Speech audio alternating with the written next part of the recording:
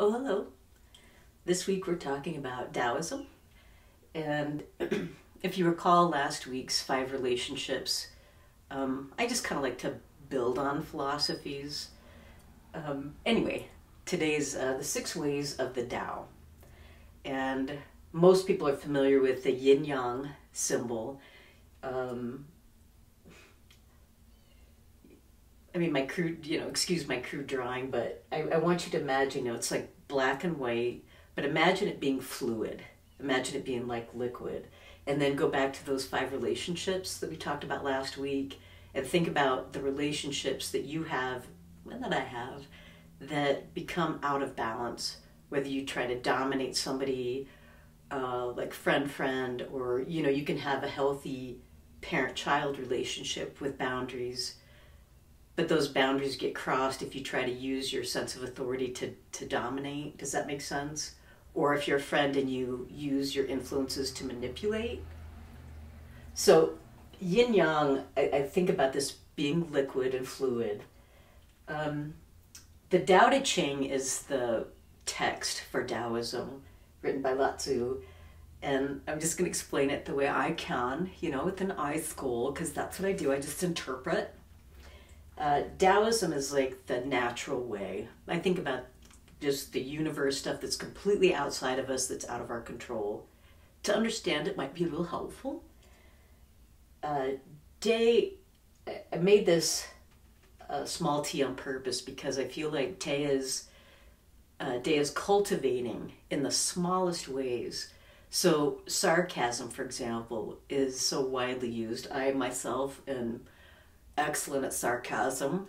I've learned to tone that back a little bit and made a decision not to do that a long time ago. Well, I still do. Because I realized that it gives kind of a disadvantage to the other person in those relationships. So for me, Te is just slowly thinking about the words you use, the small gestures. It's the little things.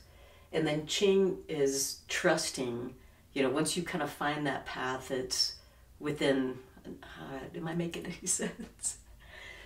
Ching is essentially trusting yourself. Wu-wei is effortless effort. And it's a difficult concept, I think, to explain. But for me, Wu-wei is kind of the less you do becomes more. For example, I consider this what I call a silent revolution, which is sometimes for me doing less becomes more. Like sometimes not talking, not being defensive has a greater impact than being loud, than being talkative. I think about moments of silence, for example, and I think silence is deafening in a way when there's the lack, the avoidance of any kind of sound. So anyway, see, such the philosopher I am, right? So effortless effort.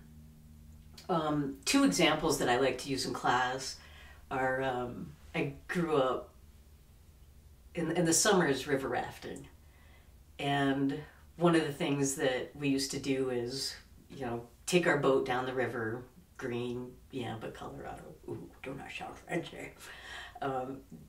go down these rivers, and then we would park the boat, walk up, and then go down the rapid in our life jacket. And I was pretty small, but, they weren't big rapids or anything. But the one lesson that I think I keep coming back to is they were just simple instructions. Essentially, keep your feet in front of you and relax. Because the more you struggle, the more likely you are going to be to drown. I think about skiing. I used to love to ski. And I think about if you go to fall when you ski, if you're do more, right? If you brace yourself and you think, oh, I'm going to stop myself from gravity from going down the mountain, you're going to be more likely to get hurt than if you just kind of let go and do less. Car accidents, things like that. I've heard You know, the more people relax, so the less you do, the better. Sometimes not saying something is more powerful than having a rebuttal. Yes? And then poo, I like poo, is the uncarved block, is how I like to define it. And the uncarved block is essentially not having expectations or projections. It's like, you know, for example, I would talk about students who would come into my class, and some students would say, oh my gosh, I heard your class is great. Well, that's really unfortunate, because then you have this expectation that, you know, how can I live up to that, right? On the other hand, if you hear, oh, you know, this is a terrible class and you're going to do very badly in it or something like that, again, that's somebody else is putting these expectations, these projections. And so it kind of distorts any experience that you might have. I think about going on, you know, on holidays, you know, Halloween's coming up, having an expectation that, oh, this party's going to be great with the trick-or-treaters, or going to, you know, holidays, are, again, more holidays are coming up, going to Thanksgiving and thinking, oh, this is going to be the best Thanksgiving, or it's going to be the worst. When we put these expectations preemptively, how can anything be true? Because, again, am I making sense? Because if we start thinking about, oh, this could be better, this could be worse, that in and of itself distorts or dilutes, is that the right word? the experience altogether. If you say, oh, it's going to be a great day, well, that's a terrible attitude. Because you have nowhere else to go but down, right? Anyway, the uncarved block is not having the expectations, which is, I understand it's almost impossible to do. However, to be thoughtful and kind of mindful going into something, to say, you know, whatever comes, comes. You know, but to have the preparation to say, you know, I'm going to go into this situation with my set of values, with my truths, without necessarily polluting it. Oh, that's a better word. With thoughts of this is going to be good or bad. Think about somebody you've met in the past. Maybe you've had an introduction to somebody, but you've heard from so-and-so and from so-and-so. It's like, oh, this person is like this, or they will say something like this. Well, you've already have a preconception of what that person is before you've even met them. So it takes away from the experience ultimately. So what we have here is, what we want to do is create balance, yin yang. Tao is, you know, the weather is the weather. For example, that's a good example. There's no such thing as bad weather. It's just bad weather or clothing decisions.